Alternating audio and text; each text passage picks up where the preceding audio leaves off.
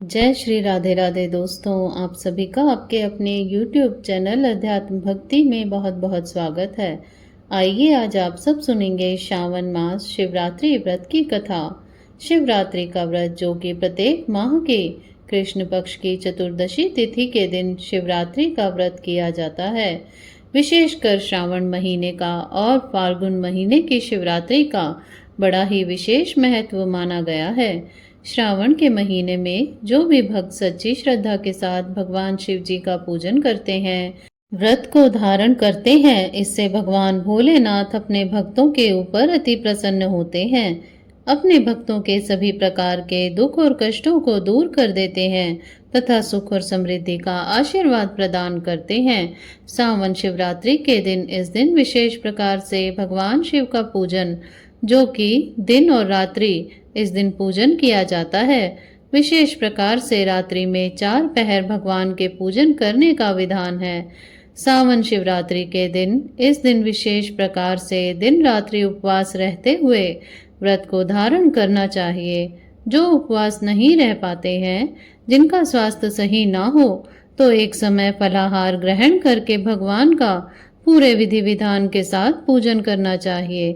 कथा श्रवण करनी चाहिए। भगवान शिव जी के स्रोत आदि का पाठ या श्रवण करना चाहिए।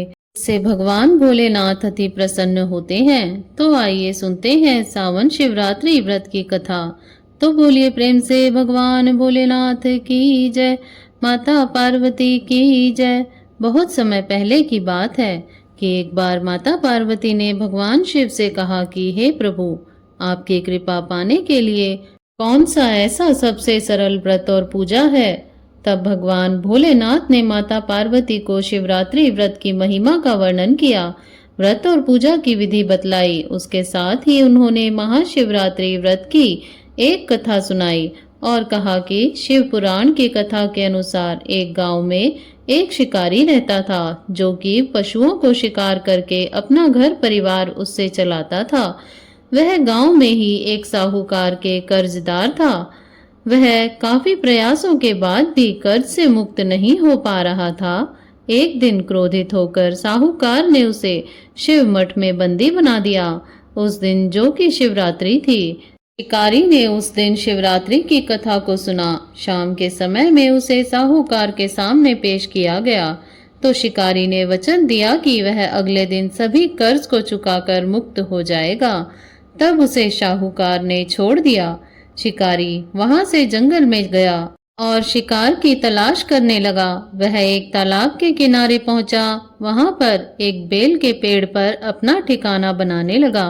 उस पेड़ के नीचे जो कि एक शिवलिंग था जो कि बेल पत्रों से ढका हुआ था। उसे इस बात की थोड़ी सी भी जानकारी न थी। बेल वृक्ष की टहनियों को तोड़कर वह नीचे फेंकता गया और बेल पत्र उस शिवलिंग पर गिरते चले गए। वह भूख प्यास से व्याकुल था। अनजाने में ही उससे शिव पूजा हो गई। दोपहर तक वह भूखा ही रहा। रात में एक गर्भवती हिरनी तालाब में पानी पीने के लिए आई। तब शिकारी ने उसे मारने के लिए अपना धनुष बाण लेकर तैयार हो गया। उस हिरनी ने कहा कि वह अपने बच्चों को जन्म देने वाली है। तुम एक साथ 2 हत्याएं ना करो। बच्चों को जन्म देकर मैं तुम्हारे पास आ जाऊंगी, तब तुम शिकार कर लेना। यह सुनकर शिकारी ने उसे जाने दिया। कुछ देर बाद एक और हिरनी आई तो शिकारी उसका शिकार करने के लिए तैयार हो गया। तब उस हिरनी ने कहा कि वह भी ऋतु से मुक्त हुई है, अब अपने पति की तलाश कर रही है क्योंकि वह काम के वशीभूत है और वह जल्द ही पति से मिलने के बाद शिकार के लिए उपस्थित हो जाएगी। शिकारी ने उसे भी जाने दिया। देर रात एक हिरनी अपने बच्चों के साथ उस तालाब के पास आई और फिर एक साथ कई शिकार को देखकर वह खुश हो गया और वह शिकार करने के लिए तैयार हो गया। तब उस हिरनी ने कहा कि वे अपने बच्चों के साथ इनके पिता की तलाश कर रही है। जैसे ही वह मिल जाएंगे तो वह शिकार के लिए आ जाएगी। इस बार शिकारी उन्हें छोड़ना नहीं चाहता था, लेकिन उस हिरनी ने शिकारी को उसके बच्चों का हवाला दिया तो उसने उसे भी जाने दिया। अब शिकारी बेल के वृक्ष पर बैठकर बेलपत्र तोड़ तोड़ कर नीचे फेंकता जा रहा था। तब सुबह होने वाली थी। तब वहां एक हिरण आया और फिर शिकारी उसे मारने के लिए तैयार हो गया। लेकिन उस हिरण ने कहा कि इससे पहले अगर 3 हिरण और उसके बच्चों को तुमने मारा है तो मुझे भी मार डालो, क्योंकि उनका वियोग मैं सह नहीं पाऊंगा। यदि उनको जीवन दान दिया हो तो मुझे भी छोड़ दो। परिवार से मिलकर तुम्हारे समक्ष मैं उपस्थित हो जाऊंगा। रात भर उपवास और रात्रि जागरण और अनजाने में बेलपत्र से शिवलिंग की पूजा के प्रभाव से शिकारी दयालु हो गया और उसने हिरण को भी जाने दिया। उसके मन में भक्ति की भावना प्रकट हो गई और वह पुराने कर्मों को सोचकर पश्चाताप करने लगा। तभी उसने देखा कि हिरण का पूरा परिवार शिकार के लिए आ गया। यह देखकर वह करुणामय हो गया और रोने लगा। उस शिकारी ने हिरण और उसके परिवार को जीवन दान दे दिया और स्वयं हिंसा को छोड़कर दया के मार्ग पर चलने लगा। भगवान शिव की कृपा से वह शिकारी तथा हिरण आदि का परिवार अंत में मोक्ष को प्राप्त हुआ।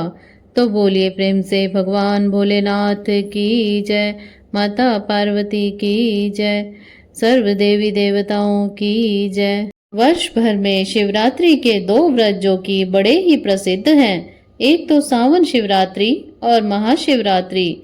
जिस प्रकार महाशिवरात्रि में भगवान के पूजन करने का विधान है, उसी प्रकार से श्रावण के महीने में श्रावण शिवरात्रि के दिन अगर भगवान शिव जी का विशेष प्रकार से पूजन अर्चन करते हैं, कथा श्रवण करते हैं, भगवान शिव जी के स्तोत्र आदि का पाठ करते हैं, तो इससे भगवान भोलेनाथ अपने भक्तों पर अति प्रसन्न होते हैं और सुख और समृद्धि का आशीर्वाद प्रदान करते हैं। इस व्रत को धारण करने से मोक्ष की प्राप्ति होती है। भगवान भोलेनाथ एक ऐसे देव हैं जो अपने भक्तों के ऊपर एक लोटा जल चढ़ाने से ही प्रसन्न हो जाते हैं और अपनी कृपा बरसाते हैं। वैसे प्रत्येक माह की चतुर्दशी को शिवरात्रि का व्रत किया जाता है, लेकिन सावन के महीने में भगवान शिव जी के पूजन करने का विशेष महत्व माना गया है। पूरे सावन के महीने में भगवान शिव का पूजन किया जाता है। वहीं पर सावन सोमवार सावन शिवरात्रि व्रत में विशेष प्रकार से भगवान शिव जी का पूजन करने से सभी प्रकार के दुख और कष्ट दूर होते हैं तथा सुख और समृद्धि की प्राप्ति होती है। इसी प्रकार से ज्ञानवर्धक जानकारियां प्राप्त करते रहने के लिए, व्रत पूजा आदि के बारे में जानने के लिए तथा कथा को श्रवण करने के लिए यदि आप चैनल पर पहली बार आए हैं तो चैनल को सब्सक्राइब कर लें, ताकि आने वाली वीडियो की नोटिफिकेशन आपको समय से मिलती रहे। वीडियो को लाइक करें, शेयर करें। सुखी रहें, स्वस्थ रहें। जय श्री राधे राधे। धन्यवाद।